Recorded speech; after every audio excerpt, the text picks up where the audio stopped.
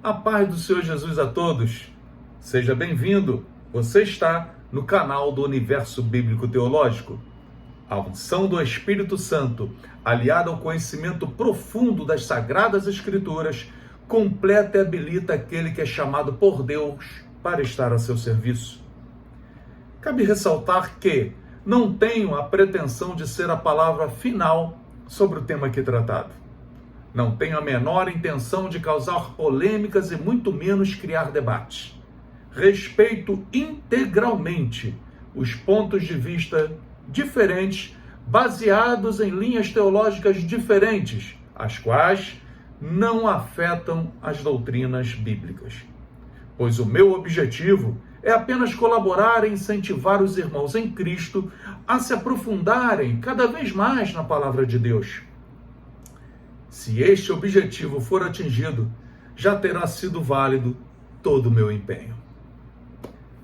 No vídeo de hoje, estaremos trazendo como tema nesta mensagem: existe maldição hereditária? Vem comigo. O texto base está em Êxodo, capítulo 20, versículo 5, que diz assim: não te encurvarás a elas, nem as servirás, porque eu, o Senhor teu Deus, sou Deus zeloso, que visito a maldade dos pais nos filhos, até a 3ª e 4ª geração daqueles que me aborrecem. Amém? Muitos fazem uso desse texto, já que o Senhor está dizendo que a maldade dos pais nos filhos irá até a 3ª e 4ª geração daqueles que me aborrecem, enfim. Utilizam esse texto para dizer que existe maldição hereditária. Então, como explicar isso? Vamos analisar? Vem comigo. O texto a seguir relata sobre uma pessoa que não é punida por Deus pelos pecados de outra pessoa. Observe, o texto está em Ezequiel, capítulo 18, versículo 20, que diz assim: a alma que pecar, essa morrerá.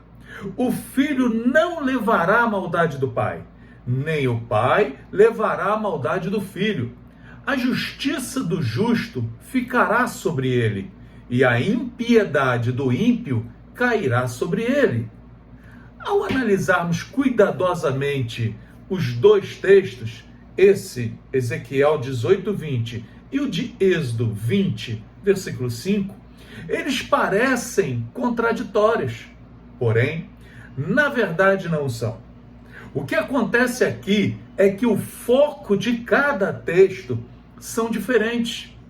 Observe, Ezequiel fala da culpa moral pelo pecado dos atos em si. Essa não pode ser transferida para os filhos, pois cada um dará contas de si mesmo.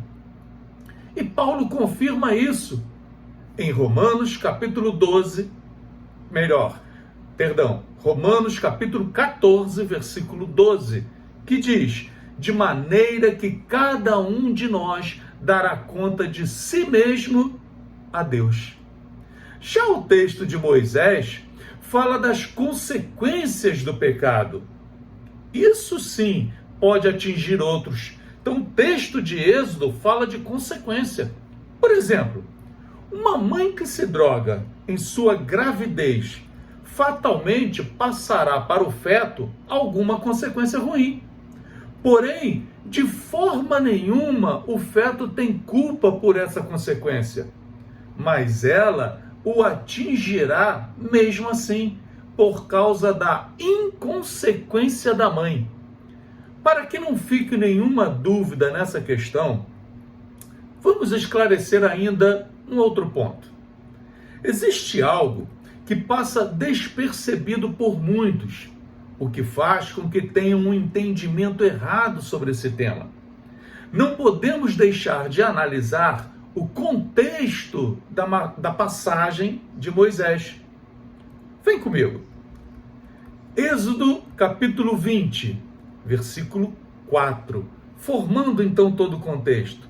Diz assim: não farás para ti imagem de escultura, nem alguma semelhança do que há em cima nos céus, nem embaixo na terra, nem nas águas debaixo da terra. Isso está falando de maneira clara do pecado da idolatria. Um pecado tido como um dos piores por Deus. As consequências de um pai ou mãe idólatra para a sua família são grandiosas, pois influenciará em muito nas escolhas dos seus filhos e parentes também, facilitando assim a entrada do pecado da idolatria na vida deles. É claro que esse pai e essa mãe não passarão o seu pecado de idolatria para eles, mas eles serão facilitadores, ou seja, influenciadores negativos. E cabe ainda destacar que outro fato importante que Moisés deixa em destaque é que essas consequências são passadas para frente pelos que aborrecem o Senhor.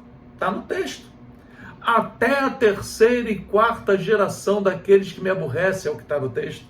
Ou seja, se uma pessoa tem pais maus, mas tem uma postura de santidade na vida, certamente passará por boas consequências aos seus e interromperá esse ciclo ruim. Temos um claro exemplo na Bíblia. Um exemplo disso foi o rei Josias, em que seu avô Manassés era um homem maligno. A referência disso está no segundo livro de Reis, capítulo 21, versículo 2 e 3.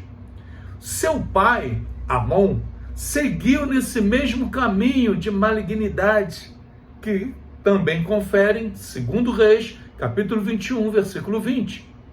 Então, Josias, dentro desse cenário, tinha tudo para receber essa maldição como algo hereditário em sua vida. Porém, tomou atitudes diferentes. Josias fez escolhas diferentes, sendo um dos grandes reis de Israel que serviram ao Senhor de coração. Referência em 2 Reis, capítulo 22, versículo 2. A Bíblia está mostrando que o mau exemplo de seu pai foi vencido por uma postura digna diante do Senhor.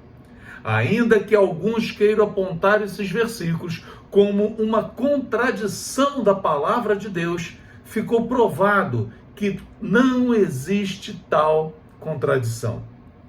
Uma análise mais detalhada de cada um deles, com seus respectivos contextos, vem nos provar que Deus é justo em todo o tempo. Amém? Deus abençoe a todos. Fiquem todos na paz do Senhor Jesus.